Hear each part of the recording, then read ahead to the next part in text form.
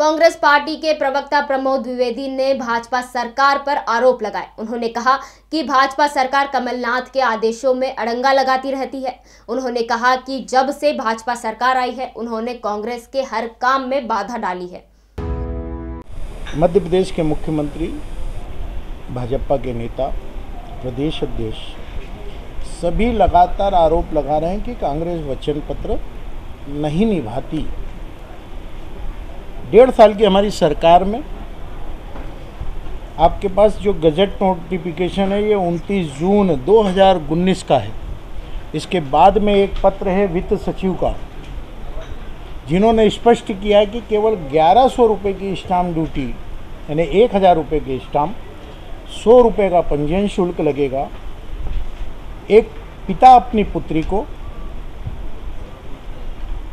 एक पति अपनी पत्नी को, एक माता अपनी पुत्री को, चाहे जितने करोड़ की संपत्ति हो, केवल इतने रुपए में संपत्ति का बराबर हिस्सेदार बना देगा।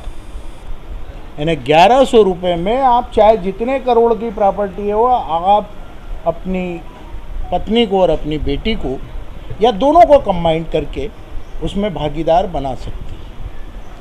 दिग्विजय सिंह जी के शासनकाल में ये 1% स्टाम्प ड्यूटी लगती थी। कांग्रेस की सरकार में जब कमलनाथ जी की सरकार आई और उन्होंने 1100 रुपये किया तो अधिकारियों ने कहा नहीं, नगर निगम और पंचायत की ड्यूटी लगेगी। उस पर हमारा विरोध हुआ। वित्त सचिव ने पत्र जारी किया और मध्य प्रदेश के स्थापना दिवस 1 नवंबर 2019 को 2:10 पर यह पहला डॉक्यूमेंट इंदौर के मोती तपेला कार्यालय में, ये जो पास में बेटी बच्ची है इसके नाम पर हुआ। उस दिन कुल 11 डॉक्यूमेंट हुए। 23 जनवरी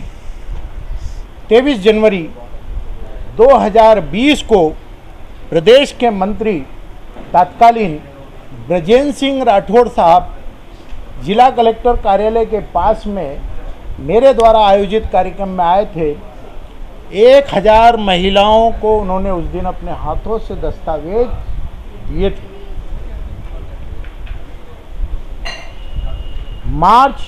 23 मार्च के पहले तक इंदौर में 3332 दस्तावेज सहस्वामित्व के हो चुके थे पहले, और अभी तक के मिला करके 10,000 से अधिक ये दस्तावेज हुए हैं।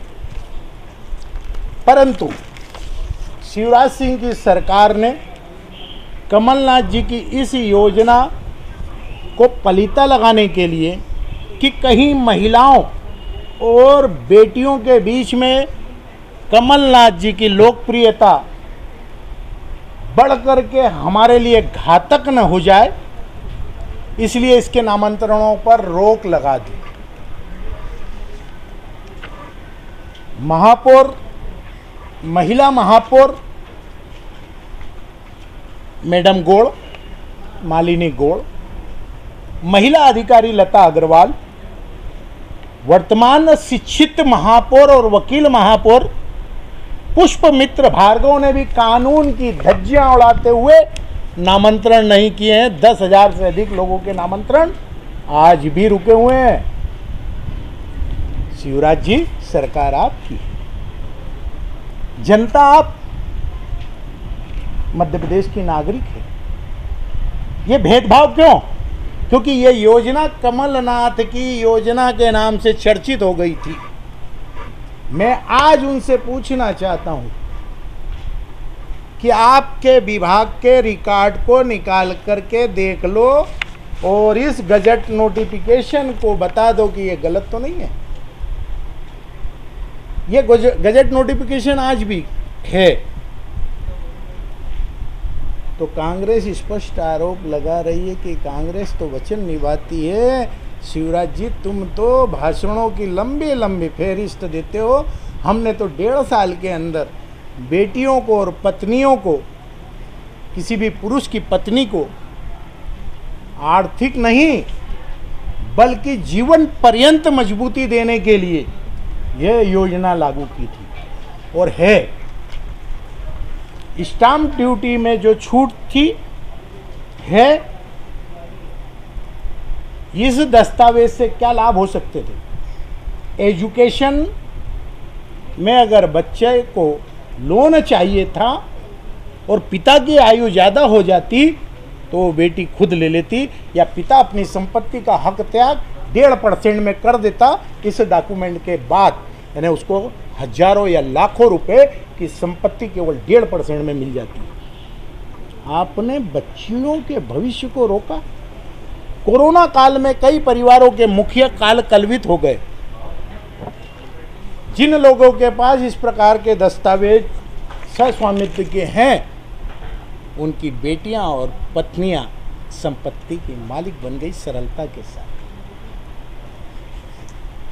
संपत्ति में कोई विवाद नहीं। इंदौर में 1,000 से अधिक अवैध कॉलोनियां हैं, नोटरी पे बसी हुई कॉलोनियां हैं। नोटरी कोई डॉक्यूमेंट सत्यापन का है, न कि स्वत्व का है। 30-30 साल 40-40 साल पहले के कॉलोनाइजरों ने कॉलोनी काटी और नोटरी पर दे दिया।